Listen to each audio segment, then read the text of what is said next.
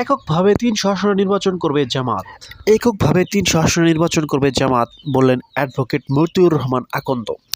সেই প্রয়াসে আমরা দেশবাসীর পরামর্শ চাই, দোয়া চাই, ভালোবাসা চাই, সমর্থন চাই, পাশে চাই, সাথে চাই। আমি ৩০০ আসনে এককভাবে করার সিদ্ধান্ত নিয়েছে। এখন জোট হবে কিনা এই প্রশ্ন মাথায় থাকার কোনো দরকার নেই।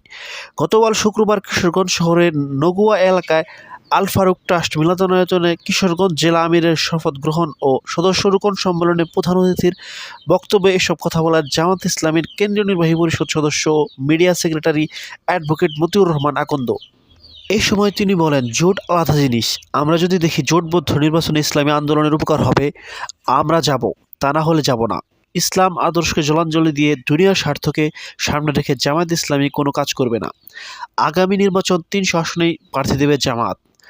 এখন থেকে মাঠ পর্যায়ে সব ধরনের তৎপরতা শুরু হবে। কোনো জায়গায় বাদ যাবে না। হিন্দু, মুসলিম, বৌদ্ধ, খ্রিস্টান, রাজনীতিক, অরাজনৈতিক সবার কাছে পৌঁছাবে দাওয়াত।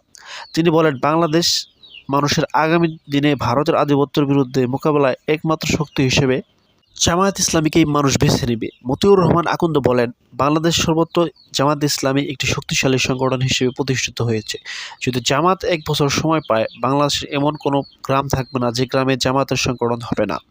জেলা জামায়াতের ইসলামীর আমির অধ্যাপক রমজান আলী সভাপতিত্বে অনুষ্ঠানে আরও উপস্থিত ছিলেন ময়মনসিংহ অঞ্চলের টিম সদস্য মাওলানা এনামুল হক এবং সাবেক জেলা আমির মাওলানা তৈয়মুরুজ্জামান এবং জেলা নায়েবে আমির অধ্যক্ষ মাওলানা আজিজুল হক প্রমুখ।